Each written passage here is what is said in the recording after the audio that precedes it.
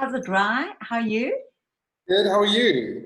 Good, good. Can I run quickly for 2 seconds? I've just finished the meditation. Can you give me 5 seconds and I'll be back? Yes, of course. You can let people in, hey? Just make me a host quickly because I'm on my profile. Oh, okay. Oh, all right, yes. Let me do that. There we go. Cool, got it. Perfect. Just give me 2 minutes, right? No rush.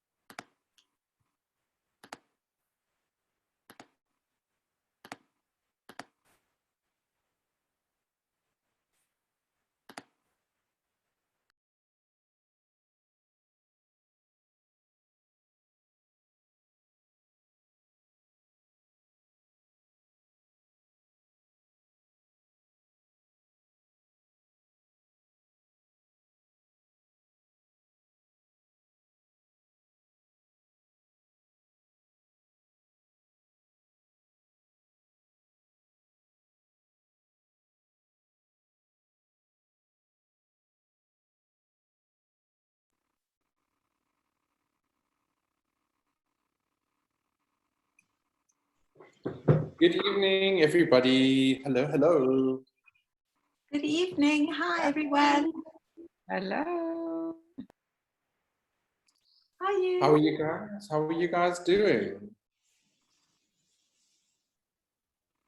I'm good, thank you. How are you guys doing? Good. Yes. All right. Good. No complaints. Well, a few bumps in the road this past week. Literally. Somebody wrote my car off. So it's been a bit devastating. My poor car is smashed to smithereens. But Oh no! I know. And it's actually not funny, right? But the way you described it was, I mean, look, first of all, thank goodness you weren't in the car. But secondly, the way you described it was just bizarre. It was completely bizarre, and just so weird. I don't know. I don't have all the answers to this weird thing called life, but there it is. Well, lucky you weren't in it, so you're not hurt, or so somebody bumped into it while it was parked. Yeah, it was parked, and we were actually sitting about 5 meters away from it. And this guy came careering around the corner and smashed into it. But Anyway, very sad, but there's always a lesson to gain from something. There's always some learning or some opportunity to grow or to weep or to laugh. If we can't laugh at ourselves, what can we do? Oh, But yeah. And how are you feeling? How are you feeling today? Because often the next day you can be quite shocked, right? I'm actually, believe it or not, I'm actually fine, Trish, weirdly enough.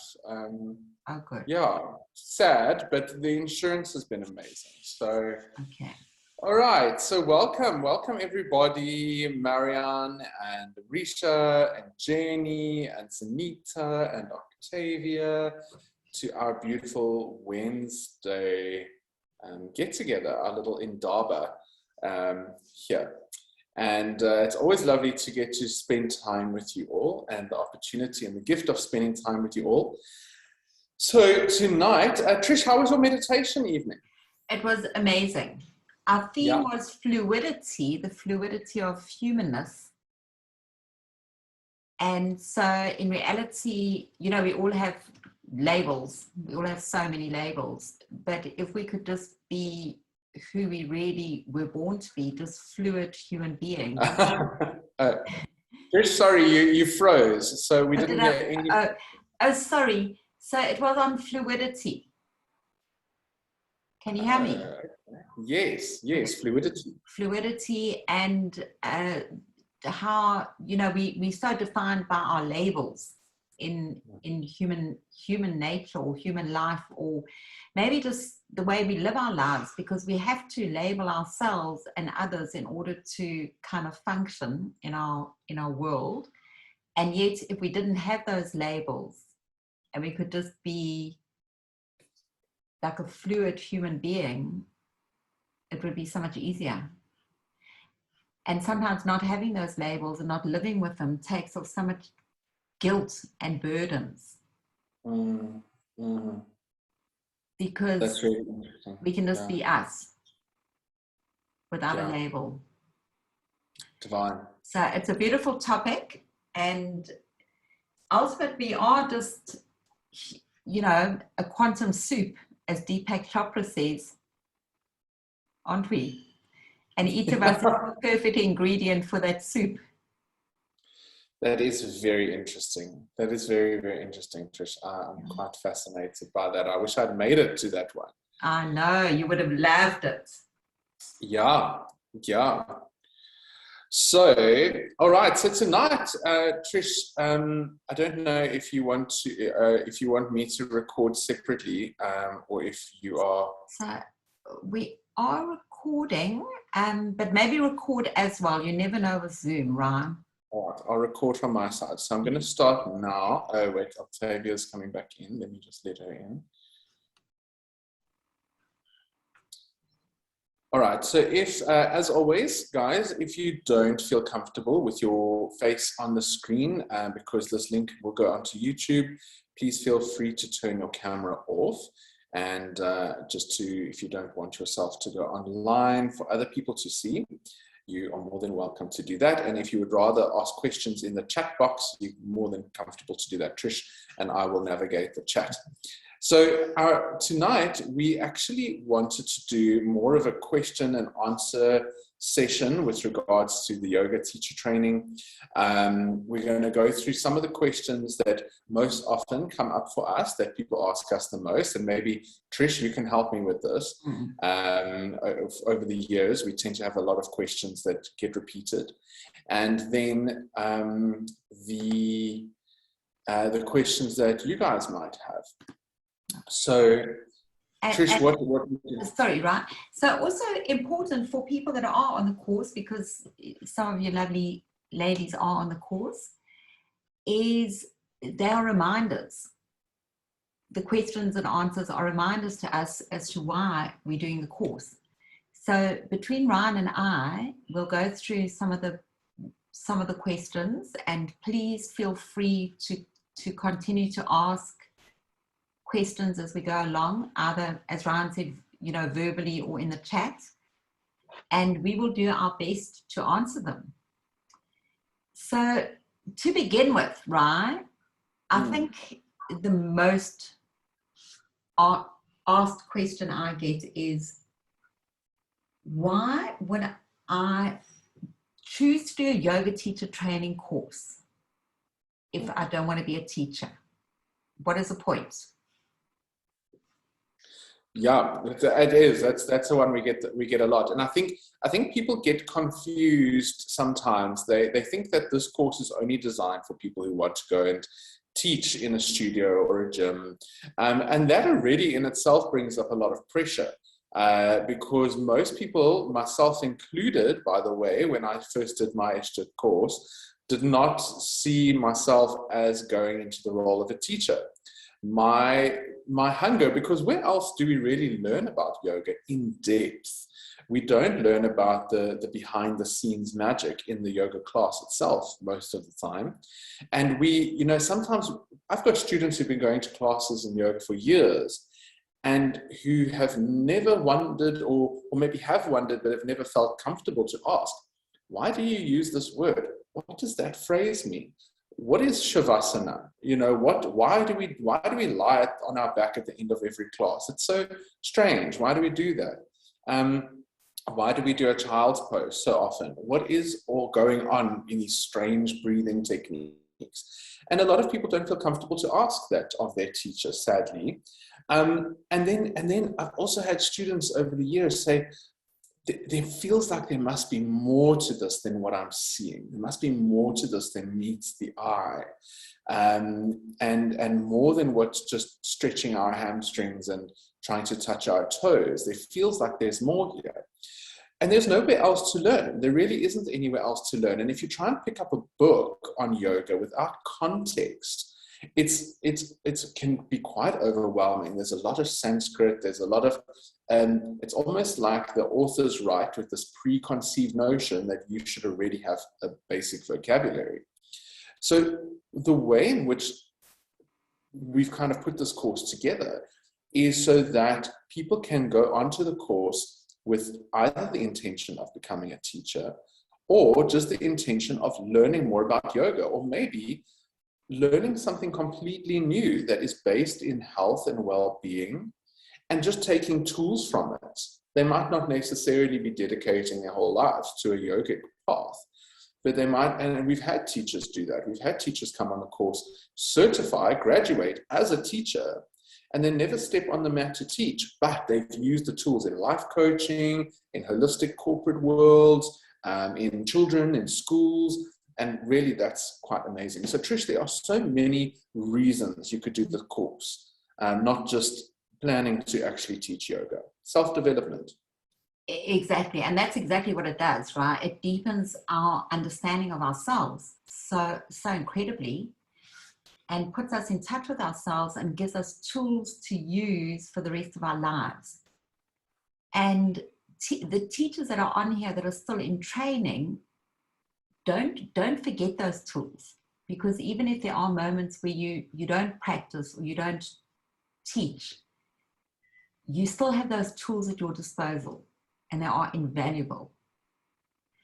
And then the other question that I get second to that is, I would like to do a yoga teacher training course, but I'm not good at yoga. I mean, right, what is not good at yoga?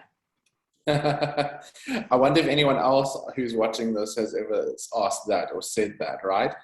So the first thing that I always say to that is, already when somebody asks me that question, I know that they're not trained to know what yoga actually is, because what they're referring to is asana.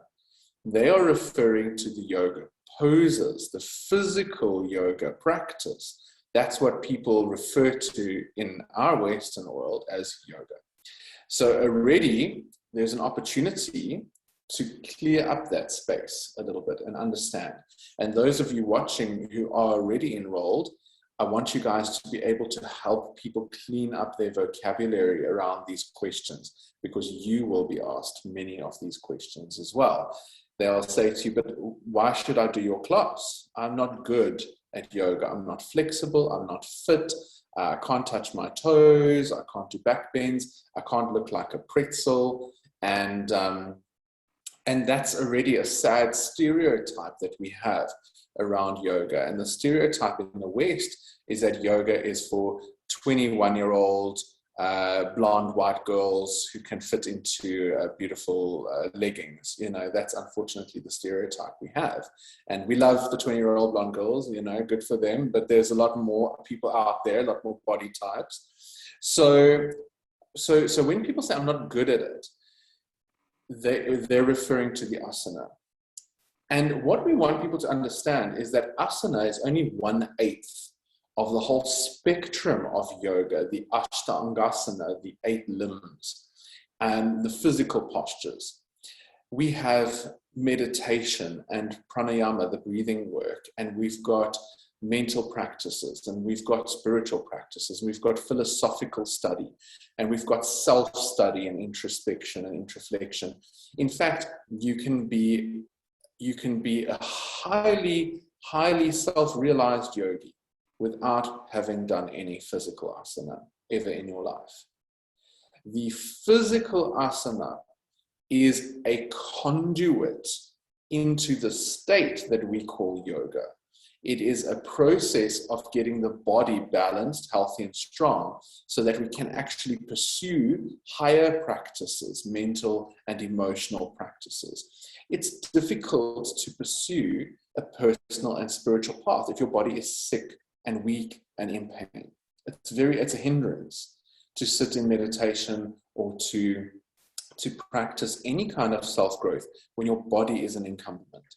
So the asana is just one aspect. So when people say, I haven't done yoga before, I'm not good at it, I blah, blah, blah, I say to them, that's just the postures, and the postures will come in time. And you might never get into a certain pose. That doesn't make you a non-accomplished yogi at all. All right, good. So the aim of yoga is self-realization. That's what it is. It's not headstands and handstands.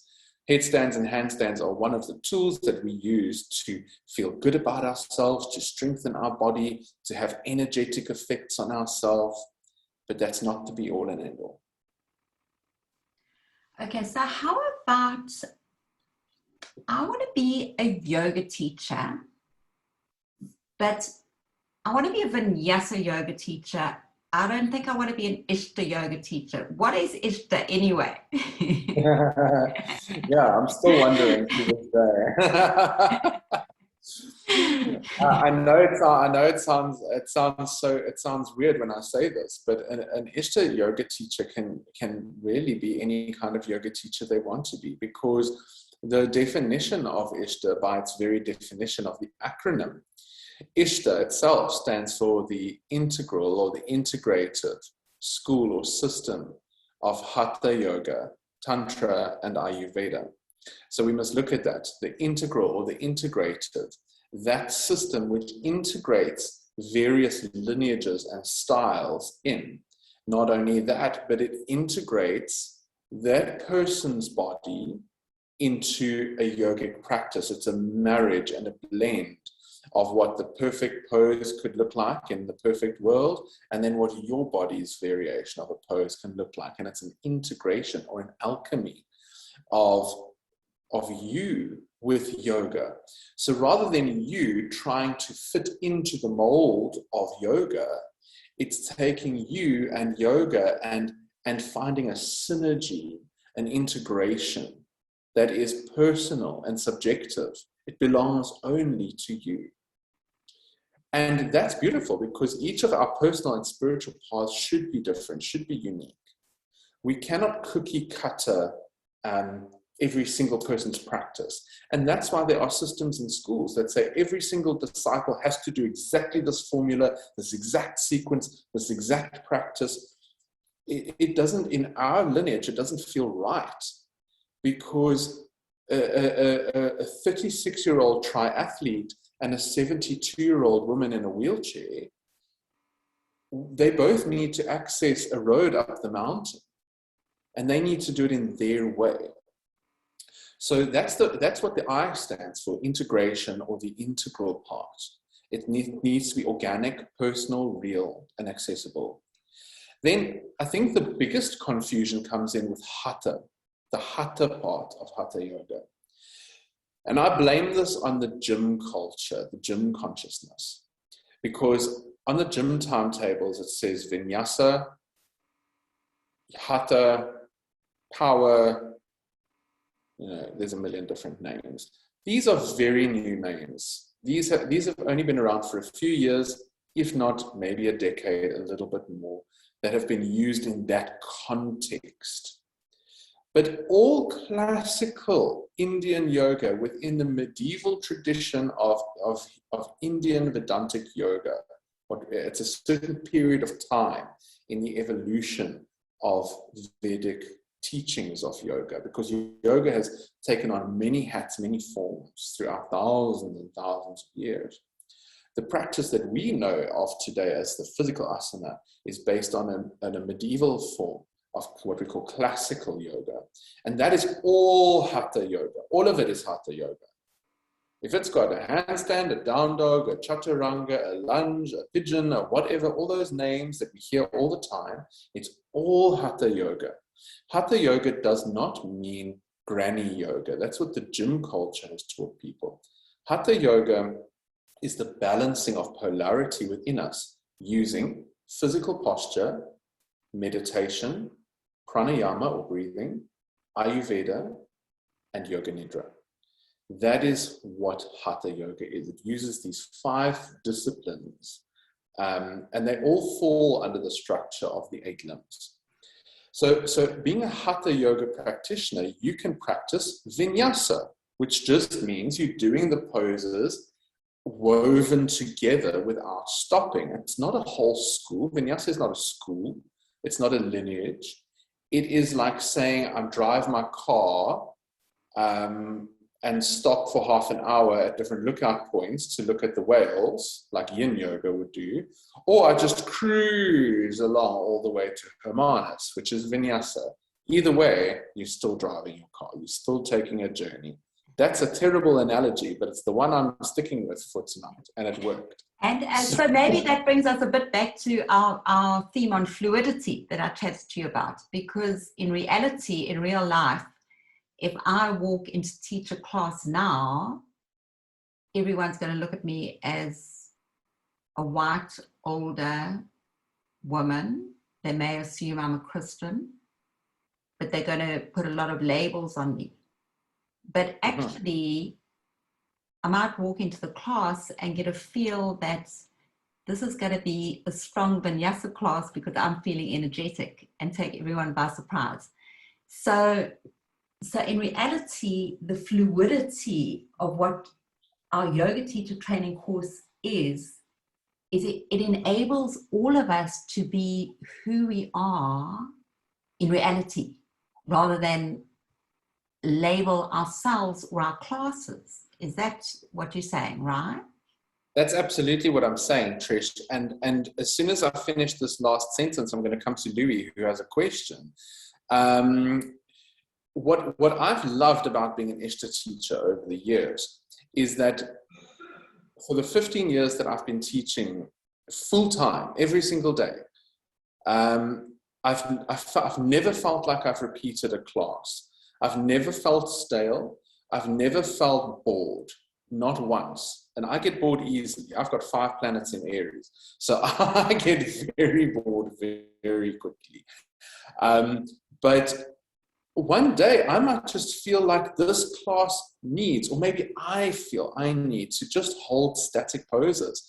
And everyone's tired and they've had a long day and it's 36 degrees outside and you just want to hold nice yin space. And I am qualified to do that.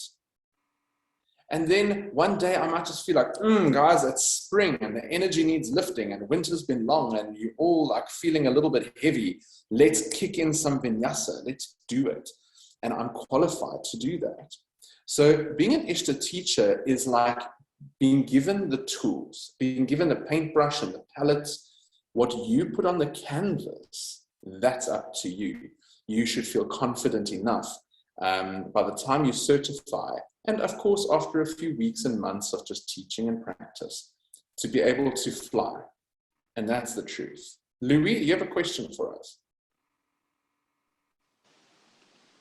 How are you, Ryan? Sorry, I'm hearing myself on the thing. You good? I was wondering, just tell us a little bit about the origin of the ISHTA. Am I coming through? I'm just coming through to myself. Struggling to hear you a little bit, Louis. I'm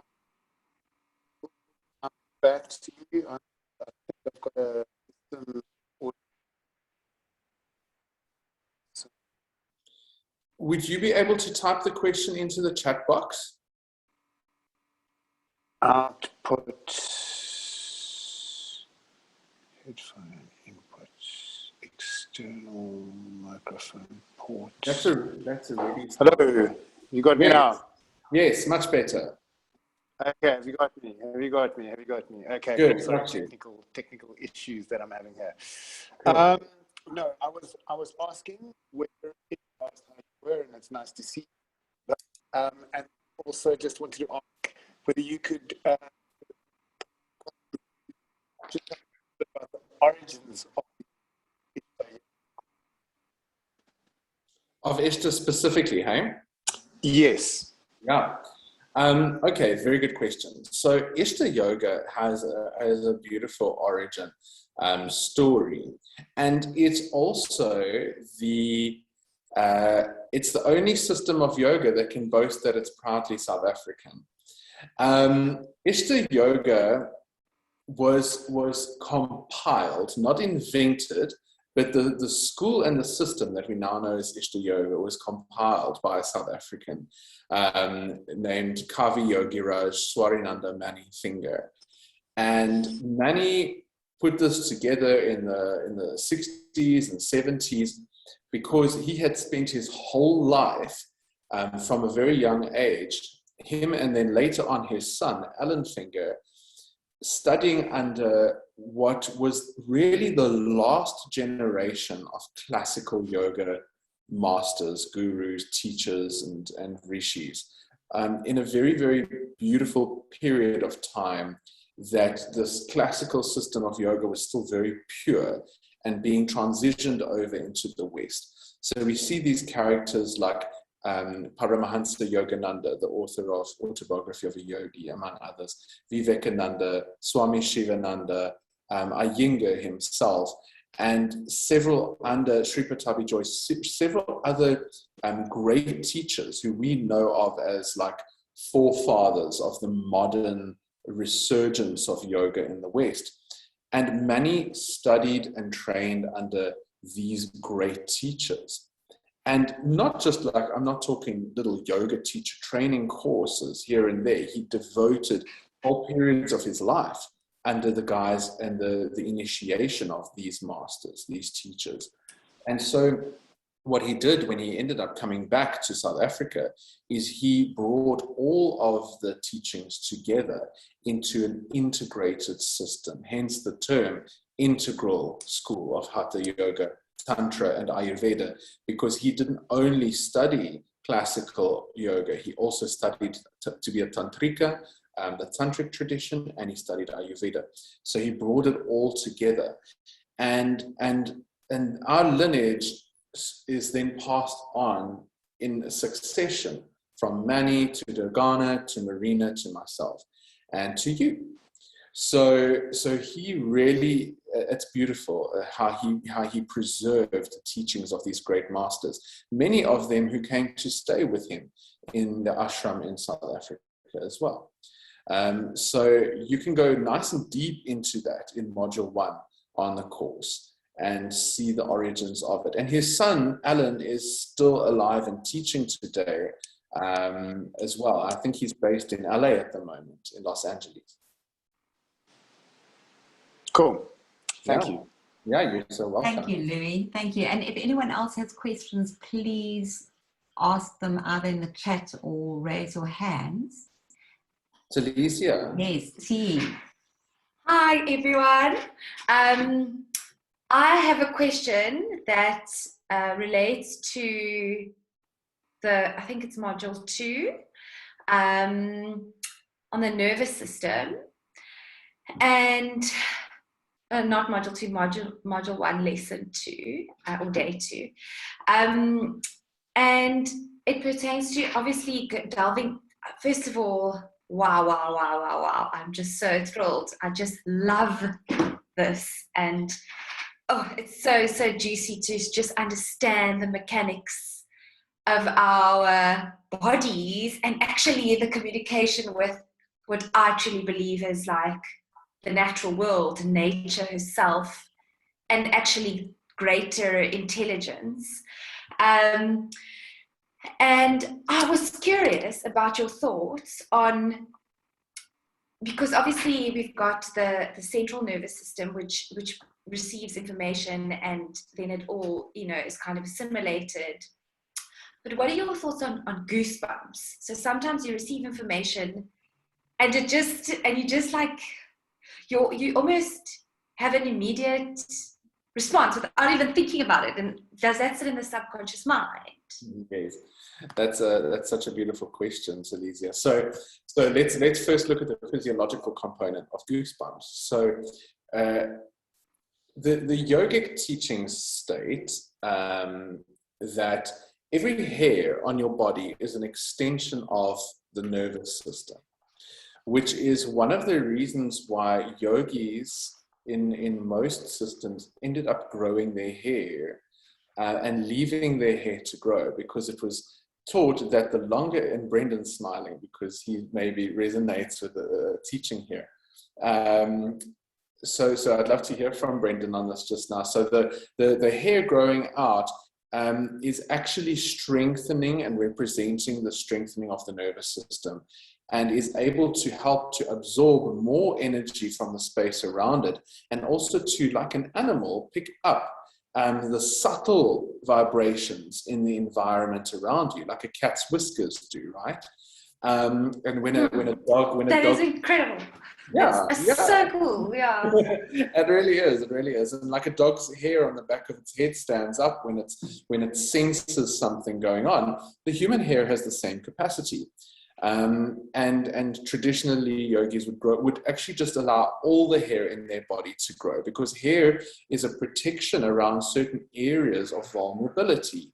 So if we think about hair, it grows in the areas that have the most hormonal or lymphatic kind of activity in the body: the pubic region, the neck, the throat, the face, the head, under the arms, and in the stomach area and the chest, depending on men and women.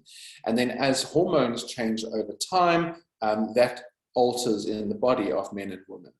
But the hair is very connected to our physiological response and also to that of our environment. So Brendan, I want you to add something in here before I continue with goosebumps. Tell us about the hair. It's quite interesting, Ryan. I think you've summed up pretty much everything. So I'm definitely not shaving my head anytime soon. But you are right with the extension of the hair, almost like branching out branches from your nervous system. I think it was funny because this was discussed when I was a martial arts teacher back in my 20s. This was discussed as well. And it's interesting because a lot of the men that I trained with had long hair, and no one wanted to shave their head for that particular reason. But I think there's nothing more I can actually say about it, because I think you've summed up pretty much everything.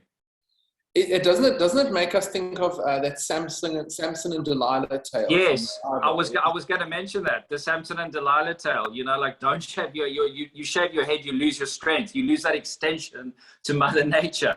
Yes, but yes. It is interesting because honestly, I thought the other day I've had long hair since I left high school. Everyone knows me with my long ponytail when I walk the streets, type of thing, and I thought to myself, I need a change. I should shave my head. And then I signed up for the ISHTA yoga teacher training. I'm definitely not shaving my head anytime soon. How long is your hair, Brendan? We need to see. I can't. I don't want to. I look like Tarzan when I wake up in the morning, Trish. That's so so my hair's pretty wild, but I slick it back in the day. It's just more manageable when I when I teach. Well, I have the best of both worlds. I put it in a man bun, or I wear it down my back. I've actually recently had it cut. This is strange talking on a yoga teacher training about my hair, but since we brought it up. Well, we'll look forward to having Tarzan with us on retreat one day. Hey, Rob?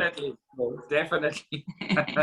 Great. So I love what Brendan's saying here, because you know, sometimes the tools that we learn can be applied in different parts of our lives, and so the hair is one aspect, one component of the nervous system. It's a magnificent component, but the hair being an extension of parts of the skin. So the response called goosebumps that happens in the body is triggered by the autonomic nervous system. So the autonomic nervous system is that part of you that happens automatically. Yeah, it's like swallowing your saliva, blinking your eyes, the breathing response in the body, goosebumps, blushing of the face. My cheeks are going red because I've got a light on me, and so my cheeks are even going red. I can see them now. The growing of hair, all of this is autonomic nervous system. And the autonomic nervous system is directly linked to the unconscious mind and the subconscious mind. So what's very fascinating is it doesn't matter how much I sit and consciously try and grow my beard now, or stop it. I might have maybe a little bit of influence on it, but its main function is governed by a much deeper part of my brain. I can, and this is interesting, through yogic practices and martial arts practices and these things, take control over certain functions that would normally be controlled by the sub or unconscious mind, like my breathing. That is one of the reasons why when we practice pranayama, we are prana, energy, yama, control or restriction. We are controlling the movement of energy through the body. So we are taking what would normally be an unconscious or subconscious process and making it conscious. Therefore, we're actually lifting up subconscious and unconscious memories, wisdom, and knowledge, and bringing it consciously to the surface. Now, when you're in an environment or a space whereby psychically, intuitively, subtly, that deep part of you is aware of something going on that might be dangerous for you, it will send a response to your physical body so that you've got a language. It's a language. It has to speak to you somehow. So it sends it to your body as a language. Heart rate goes up, you get goosebumps, you go cold, you stop, you pause, like an animal does. If you watch a cat, they're extremely perceptive. This is what we call psychic ability, but it's ESP, extrasensory perception. And when you hear something that's in alignment with your truth, Talesia, like you read a quote, or maybe somebody says something that someone was just about to say, this goosebumps goes through the body because there's a wise part of you that goes, I recognize that. I register with that. And it's sending you a little message going, yep, that's right. That is in alignment. Amazing. So amazing. Hey, oh my word, I can't. This is just too much. And I wonder, is it also because I know, like, you know, firstly, two things with that. In Hindu culture, it is said to shave the baby's head after the baby's born, the first kind of to remove the first bit of hair to kind of take away any past life energy. So it's probably all linked to that. And then also, I know obviously in Kundalini yoga, there's the wrapping of the hair. So is that also then related to then maybe like a preservation of the energy? That's exactly what we do. That's exactly it. And not only in Kundalini yoga, but in many cultures, in many parts of the world. Jewish people will cover their head during prayers and meditations. Muslims will, the Sikhs will, many yogic traditions do it as well. And people misunderstand it as a shame, but it's not. It's got nothing to do with shame. It's a preservation of energy. So it's like a gentle veiling of yourself to hold the subtle energy in, so that you can be more aware of it, more sensitive to it. And my friend, one of my Kundalini friends and I, we experimented with this, because trust me, we rebelled against turbans for a long time. I tried beanies. I was wearing a backward cap at one stage. I would not wear the turban. And then eventually I fell in love with it, and I kind of wear it like Sinbad, so I keep like one side down, and that's kind of my vibe. But the difference really came when we were teaching. And when I teach without the head covering on, my mind is often very much more scattered. And this kind of creates a little bit of a focus for my mind. And the reason is because of the pressure that it places around the 28 platelets of the brain, and it kind of holds everything together. So it's just a tool. It's got nothing to do with religion. It's got nothing to do with anything else. It's just another tool. So, Ryan, what I found on retreat is, you know, in the mornings we get up very early for sadhana and meditation. And we always encourage people to bring a covering for their heads.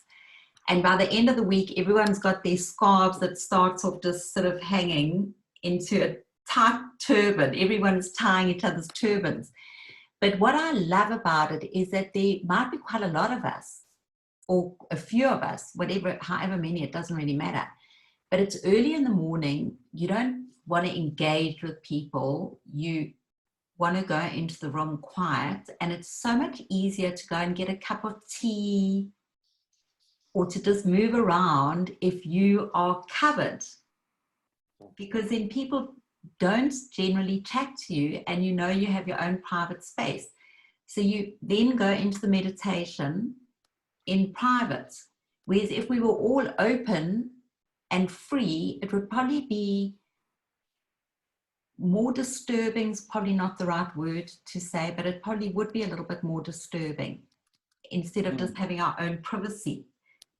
It does. It definitely feels, I mean, if I'm just taking this shawl of mine, you know, if you just sit there just like this in meditation, you know, and you've got this, you can even see the statues of Mother Mary kind of like that. It's kind of like this veil of gently, like just my little space between the outside world and the inside world. It's like a tea cozy for yogis. It just keeps everything brewing underneath nicely. And it's not something that you have to do. It's just something that can feel really nice and is good to explore. So those are interesting questions, Tabitha. Very cool, very interesting and sweet. And so, right, a lot of people ask, how are they going to get 200 hours in before the retreat? Because 200 hours sounds like it sounds like a lifetime of hours, let's be honest. When you sign up for a YTTC, and people think, how will I get that done? Amazingly swiftly, actually. You can do it quite quickly. You know, it just requires a little bit of routine and a little bit of dedication. But 200 hours sounds like a lot, but it's actually an international minimum for many trainings around the world. Whether it's Pilates or hypnosis, or there's many modalities, that 200 hours seems to be like the minimum standard for a lot of things. And I don't believe that 200 hours is more than enough for most of this, because I mean, how much information is there? And yet somehow we manage to be able to walk out after 200 hours and become wonderful teachers. And we've seen it over and over and over again, because when you're ready, you're ready. When you're ready to teach, you're ready. It's in your heart. So the rest is just acquiring the vocabulary. So half of that 200 hours is in the lectures, the videos. And for those of you who are watching this now, I'm currently in the process of redoing a lot of the videos. And so you will all get additional video content, and it's going to be fresh, and it's going to be crisp and a lot more condensed and a lot more concise. And I'm adding new juicy stuff in there that you can always go back to, for those of you who already are like way past module 1. But you know, as I grow as a teacher and the course grows, it evolves. It must never be static. And so half of that is done in the lecture times, Trish. And that can easily be done in 2 months. It was originally done in 2 months. Module 1 and Module 2 were done in 2 months, only on weekends. That was it. It was just weekends. 3 weekends, break, 3 weekends, break, and it was done. So then the other 100 hours is actually the full retreat. Can you believe it? A whole 100 hours is that retreat. So that is from 5 in the morning up until 9 o'clock at night for 7 days. It's like, poof, it's huge. And then you still go home and you still got a few research assignments and things like that to do that just add in and compile a little bit more. And some people are nervous about that 50-hour log sheet, but 14 of those hours are signed off on your retreat. You do a minimum of 14 yoga classes on that retreat. So it's actually very, very doable. Thanks, right. And then I love that T brought in Hinduism, because obviously yoga has deep roots in Hinduism. But halfway through the course, what we've experienced, you and I, is often people that are brought up in a Christian religion, or sometimes a very, very strict Christian religion, start battling with it because they start getting a dilemma of, is this going against my religion, or how's this going to work together? And we've seen it time and time again, right? And so I think for people that are brought up, you know, in Hinduism, it's far easier than Christians sometimes to integrate into their lives, which in retrospect shouldn't be difficult, but in reality is. I hear you. And it's such a good question. You know, yoga, as defined by Indian masters and gurus, has never meant to be. When Yogananda taught of yoga, he said this is not, it comes from India and we must always honor its roots, but it belongs to the world. It belongs to humanity.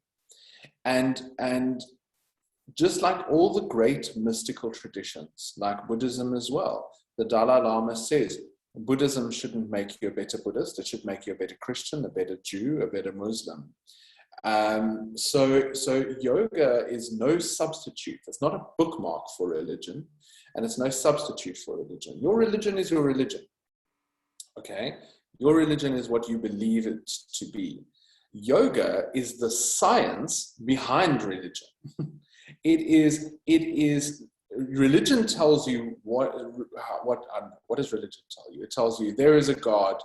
Yoga tells you how to have a direct experience of God, whatever that is for you. So yoga isn't interested in telling you who God is and what you must believe about God, and why you must believe about God. It's not even interested in teaching about reincarnation or anything. Those are Hindu and culturally appropriate topics to that region of the world. And many yogis take that on because they love it. But yoga itself, when you actually come right down to it, it doesn't speak about religion at all. It hardly even speaks about God, technically. It speaks about the soul, the individual soul and the cosmic soul. That's as far as it goes. And the rest of it is a step-by-step method on how to have direct experience of the divine, whatever that is for you. It just so happens that on our course, we fully want to share the beauty of the origins of it. And so I like to honor the roots of where yoga comes from. I don't want to whitewash yoga. I don't want to deprive it or deny it its origins. And so I feel in my heart, it's my responsibility to the motherland of yoga to teach that. But never is anybody ever expected to become a Hindu. I'm not a Hindu at all, but I love the Hindu myths, the stories, and I deeply respect the religion and the culture. Marianne has a question. Hi. Is everything a little bit together? So I just wanted to add a little bit to that of the religion. because I've been talking a lot for some reason with people and family about this religion thing. And from my point of view, for example, my religion is I am so sure of my religion that for me, it doesn't come in the way. You know what I'm saying? It's yoga. It's like it's part of my own journey, but I don't believe that yoga will change my religion. I mean, my religion I've got such a strong roots, let's say. However, I am interested in many other cultures and religions. So that's like to say a little bit of my point of view and how I see it, you know, from a student point of view. It's like, you know, my faith and my culture, it's like inamovable. It's so strong. It's not, I can't change it, you know what I'm saying? So I'm happy with it. I'm happy with it. Marianne, just to pause you there for a moment. It's so beautiful, yes, because it's like learning yoga is like learning to be an artist. How the artist expresses him or herself is up to them. What the artist wishes to paint is up to them. How the artist wishes to paint God and nature and the world is up to them.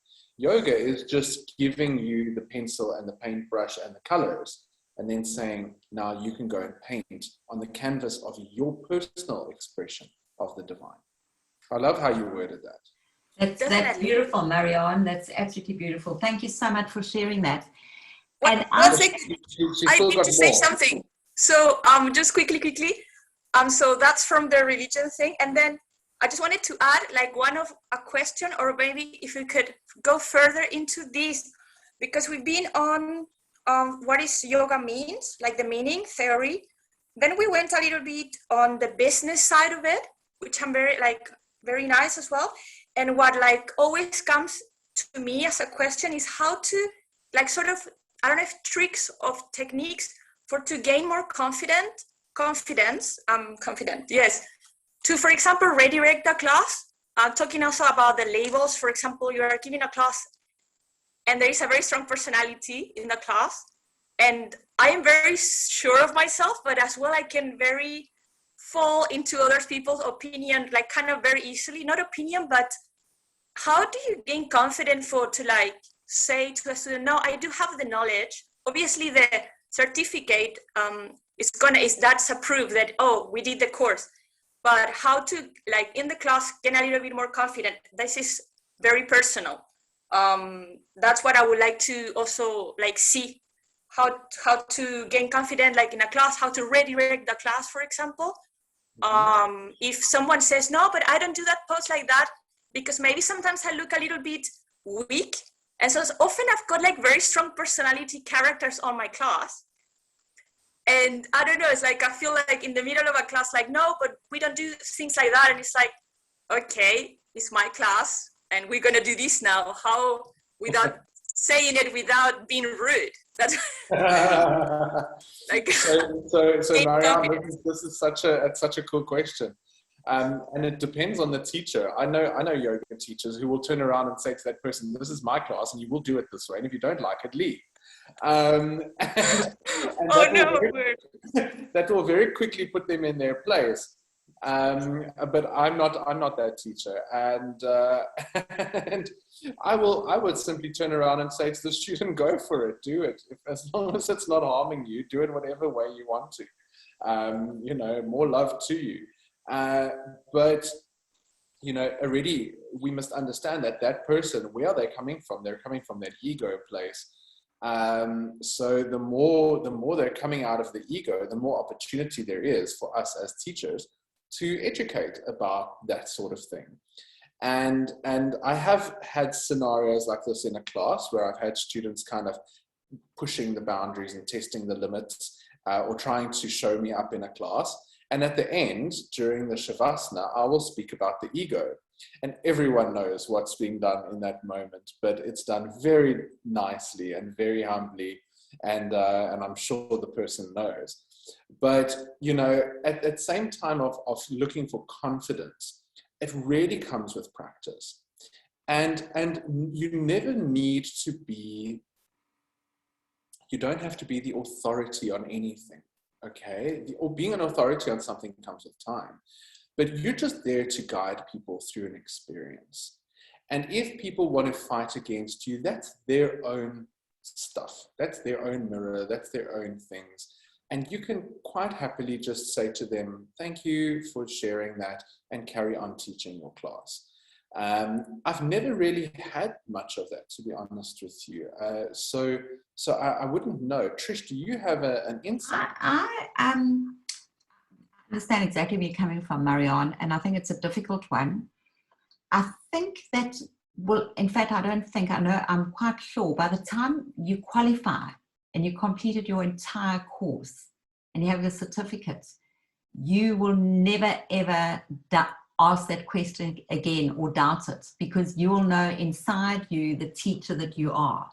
And that's the beauty of this course, is that it gives you the whole, right to the end. By the time you complete it, you just have an internal knowing of how you will handle it and what you'll do, and it'll come to you without even thinking about it. And I think that's the beauty of it, and I think that's why it's so important to do the entire course. You know, sometimes people will get into module 1 and feel like, I know this, I can teach. And what they don't realize is that as much as they think they can teach, they really need to do the entire journey to understand and know that you can teach. And I think there's a big difference. Harai? There is, because in that third module, by the time you go onto the third module, your theory is done. You don't learn more theory on the third module. But then, that's why I only put module 1 and 2 online. I refuse to put the whole course online, because there has to be at least half where I have pure hands-on contact with a student, my student, you. I have to know, is this person ready to go and teach? Are they equipped enough? Are they confident enough? Do they know their stuff? I will not endorse a teacher who's not ready to teach. And so that's why the whole course doesn't go online, because I need that personal contact. By the time you leave that retreat, you are so confident in yourself and your abilities. And we've done it all through play, all through laughter, all through experience, all through joy, all through teaching. You're going to teach so much that by the time you leave that retreat, you'll feel like you've been teaching for 10 years. And nobody will ever tell you what to do. And I've created scenarios on that retreat where you teach, and the other students are actually, and I'm giving inside secrets now, they're actually trying to irritate you during the class. And you're learning techniques to override that and calm that. We've got a children's class that you guys are going to teach. And we have very good actors. Harai, we have very good actors that we bring on retreats. And the rest of the students have to pretend to be kids, and they've got to be jumping around and trying to irritate you. And by the time you finish that retreat, you'll be able to deal with anything. Imaginary old men who want to flirt with you, whatever it is, we've got it all covered. So you will be so confident by the time you leave. Yeah, no, Marianne, it's good. And you know what? At the beginning, in any career, in anything, whether you're an accountant, a yoga teacher, a doctor, whatever you are, there's always this thing called the imposter syndrome at the beginning, you know, where you feel like you're just not good enough to live up to that title. And that just comes with practice and time. And then you will feel absolutely in alignment. Good. Nice question. Larissa, you're joining us soon, aren't you? We're missing you. Yes. I just hope I can get there, but I'm sure. And I hope COVID will calm down a bit, because so many people have COVID now. So I don't know. I hope it will be calm. We hope so. It'll be amazing. It'll be awesome. But just going back to one last thing, right? That was brought up earlier on. And I think Marianne brought it up. What I love about yoga and meditation and mindfulness is, and I love this sort of, I don't know if you told it to me, but when you pray, you talk to God. And so that's all we ever taught in life, is to pray to God. And we do. We pray and we pray and we pray. But we never listen to God. And so yoga gives us and meditation gives us a beautiful channel to actually listen to our inner wisdom and God and everything else, because it gives us a gap to just be and to listen and to live. So Instead Trish, of I just came up with an answer to your question about religion. I just came up with a phrase that we can all use now. I just thought of it and it sounds great. Yes. Your religion teaches you how to talk to God. Yoga teaches you how to listen. Yes, exactly. I love it. Love it. Because religion is very good at telling you how to ask for things, right? That's pretty much what we do. We go to our religious institutions and we start, dear name of God, help me, this is what I need. And then we rattle off our shopping list. And God is just a glorified grocer, packing our bag and shipping it up to us. But what the mystical traditions are trying to do is actually to say, you know what, prayer is great, and we must always be sending out rockets of desire. But what is more important is listening to how to get those prayers to manifest, how to actually hear the guidance. It doesn't help if we just ask. If we stop at a petrol station and ask for directions, and then we just drive off and ask for directions and drive off, we're never going to hear the directions. So that's a lovely thing that you said, Trish. We can all use that. Yeah. So who else has any more questions?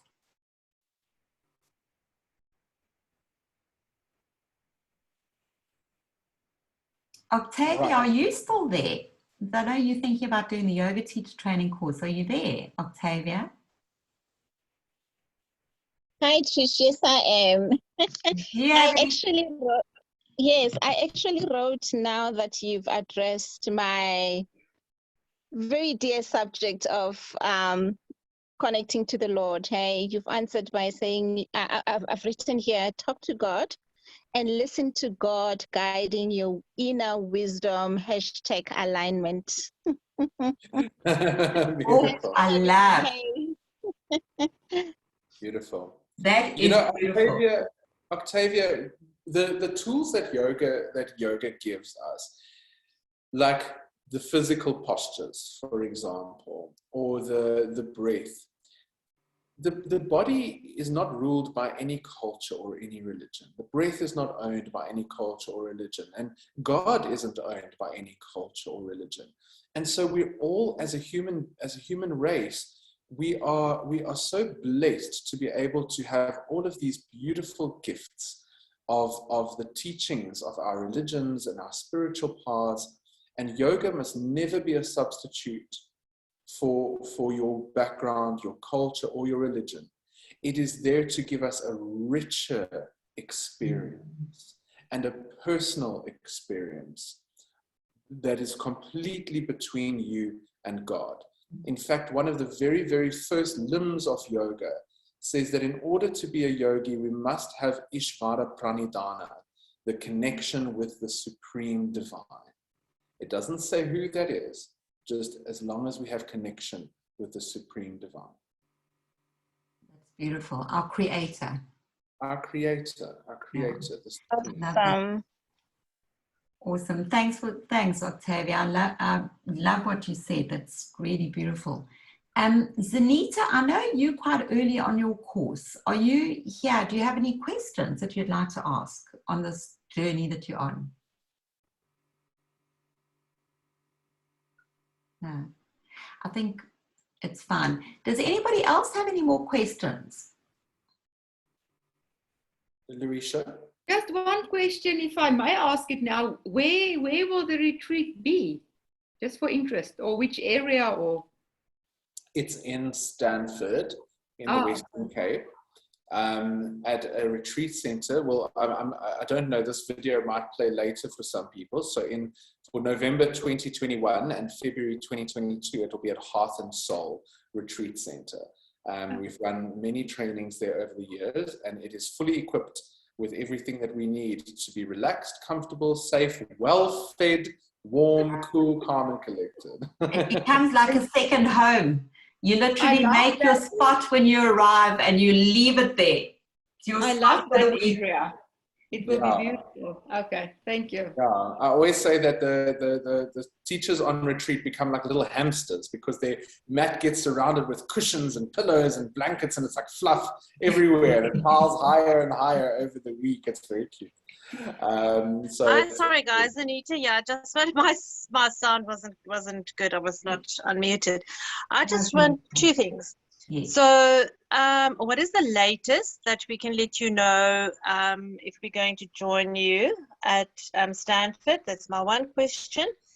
And then a very different question is, Ryan, help me out. My greatest fear is how to keep time when you actually teach. How on earth do you do that timing thing in your head while you actually teaching asanas as well, you know, to keep time? How do you do the keep time thing? Yeah, great. Okay, Trish, you answer the first question. I'll Yes. answer the second. Okay, perfect. Thanks, Anita. Lovely to hear your voice. So it is dependent on numbers, because Ryan and I like to keep our module 3 numbers, you know, we like to have it very intimate and very personal, so we'll both be there. And the biggest group we'd have is probably 12 people on a retreat. So it's really number dependent, Zanita, as to when you book, because we don't believe, or we don't think that it's beneficial to anyone to go on a retreat with 30 or 40 people to become a yoga teacher, because it's, you know, it's a personal journey and everybody needs attention. So we really focus on keeping it very small and very intimate. So there isn't a time limit. It's more of a cutoff of numbers, Zanita, if that makes any sense to you. Okay, thanks, Trish. That's perfect. And say you missed this one. I just have my mum had a stroke, so I don't really know what's, you know, what's you know, will happen in future. So if I can't make this one, for instance, when will there be a next one? So the next one's in February, and we have had 1 or 2 occasions where people have booked and haven't been able to make a retreat.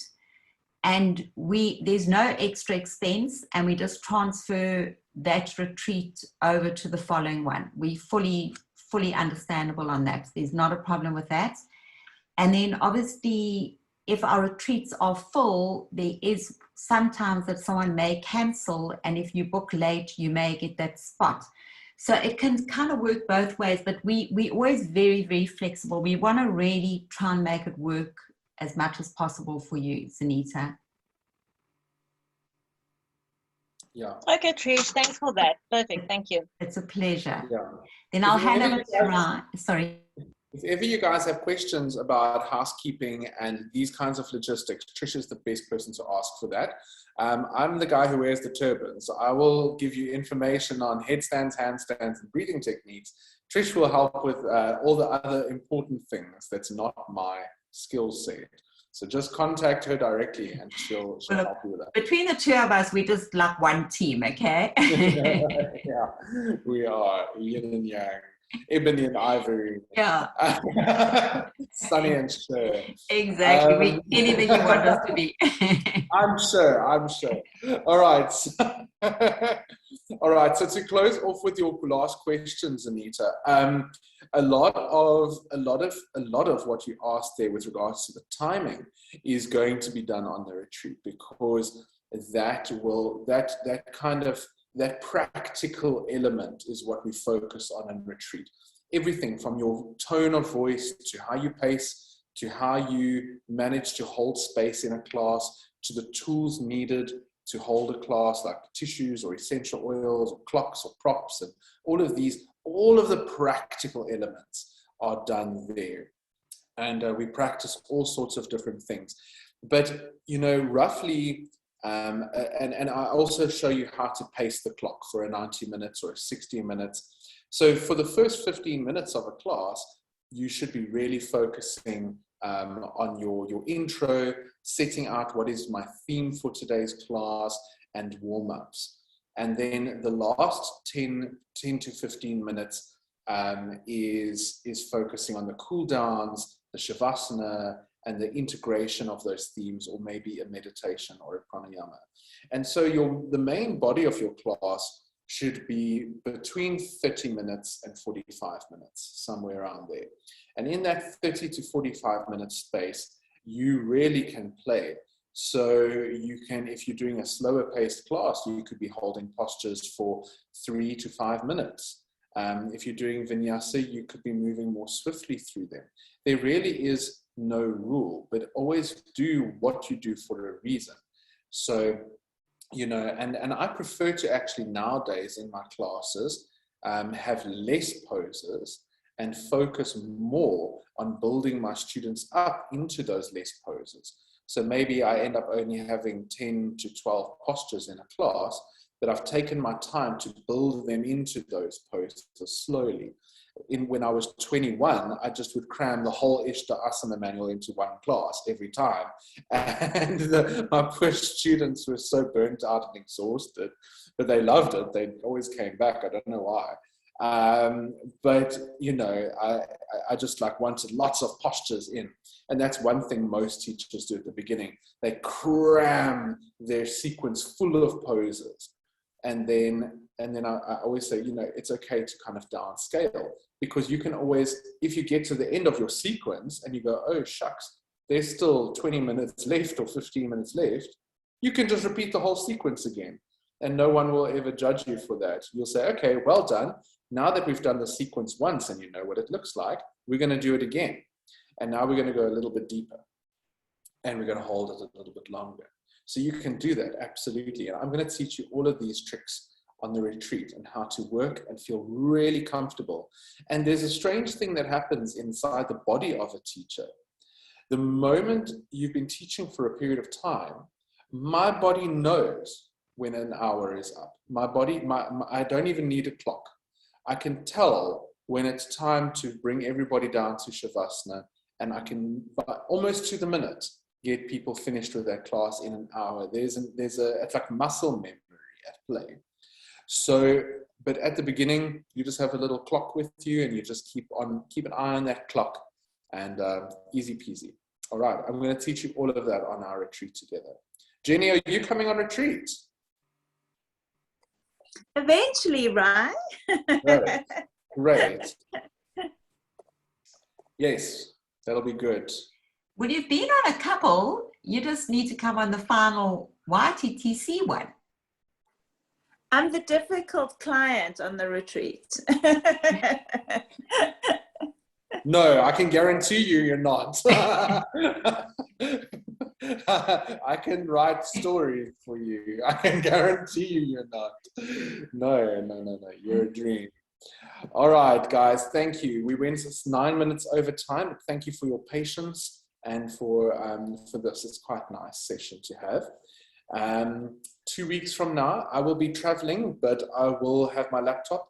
And so I will be sending you a video from rural Mpumalanga, but I will be there. Okay, I might have a whole lot of chaos behind me, but I will be there. So see you in 2 weeks. We're looking forward to seeing you there, right? Thank you. Thank you. Stay blessed and take care, everybody. Have a beautiful week. Good night, everybody. Good night.